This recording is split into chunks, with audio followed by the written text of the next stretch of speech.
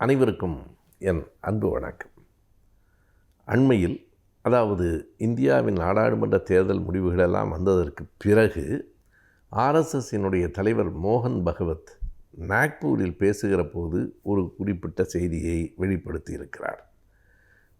ஒரு சங்கத்தினுடைய சேவகனாக இருக்கிற யாரும் என்றைக்கும் யார் மனத்தையும் புண்படுகிற மாதிரி பேசக்கூடாது. தங்கள் பேச்சில் ஒரு கண்ணியத்தை அவர்கள் காப்பாற்ற வேண்டும் என்று சொல்லுகிறார். அவர் சேவகன் என்று சொல்லுவது சேவக் என்று அவர்கள் ஆர்எஸ்எஸ்ஸில் இருக்கிறவர்களைத்தான் குறிப்பிடுகிறார்.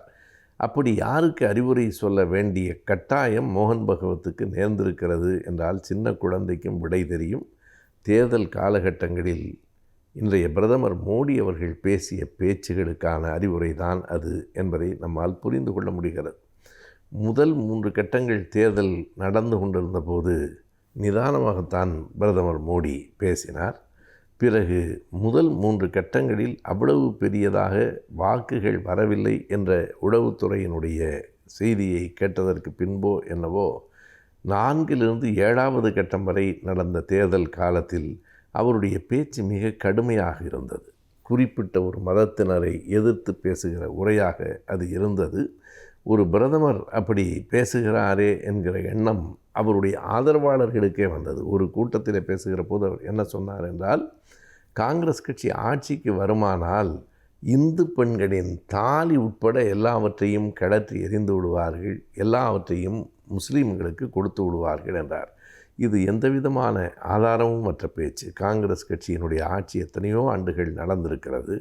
அப்போதெல்லாம் இந்து பெண்களின் தாலி பறிக்கப்பட்டிருக்கிறதா என்ன? அப்போதெல்லாம் எல்லா சொத்துகளும் இஸ்லாமியர்களுக்கு என்று எழுதி வைத்திருக்கிறார்களா என்ன? எனவே எந்த விதமான ஆதாரமும் இல்லாத ஒரு குற்றச்சாட்டை ஒரு பிரதமர், நேற்றைக்கும் இன்றைக்கும் அவர்தான் பிரதமர், அவர் அப்படி பேசியிருக்கிறார் என்றால் மிக கடுமையான ஒரு வெறுப்பு அரசியலை அவர் உமிழ்ந்திருக்கிறார் என்றுதான் பொருள். இது பொதுவானவர்களுக்கு வருத்தம் தந்தது, எதிர்க்கட்சியினருக்கு கோபம் தந்தது.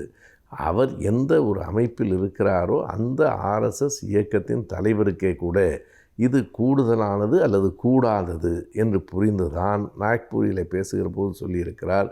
வேறு யார் வேண்டுமானாலும் கூட அப்படி பேசிவிட்டு போகட்டும், ஆனால் ஒரு சேவகன் ஆர்எஸ்எஸ்ஸில் இருக்கிறவர் இப்படியெல்லாம் பேசக்கூடாது என்று சொல்லியிருக்கிறார்.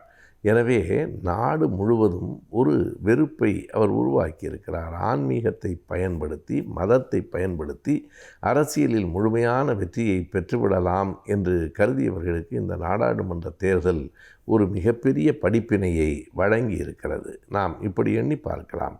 பைசாபாத்தில் இருக்கிற அயோத்தியில் ராமருக்கு ஒரு மிகப்பெரிய ஆலயத்தை எழுப்பி, ராமருக்கான கோயிலை எழுப்பிவிட்டோம், இனி இந்தியா முழுவதும் நமக்குத்தான் வெற்றி என்று கருதினார்கள்.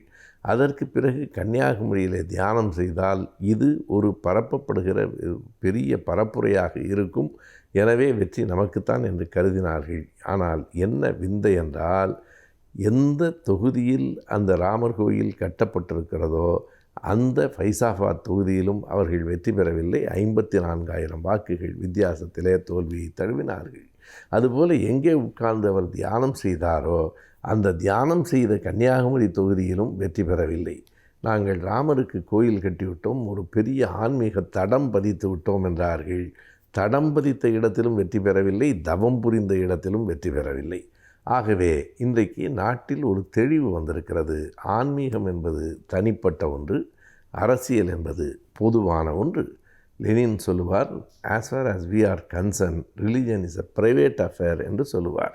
எங்கள் அரசாங்கத்தை பொறுத்தளவு மதம் என்பது அவரவருடைய தனிப்பட்ட பிரச்சனை, எனவே அது ஒரு பிரைவேட் அஃபேர் என்பார். அதனை நீங்கள் பொதுவாக கொண்டு வந்து நிறுத்தக்கூடாது.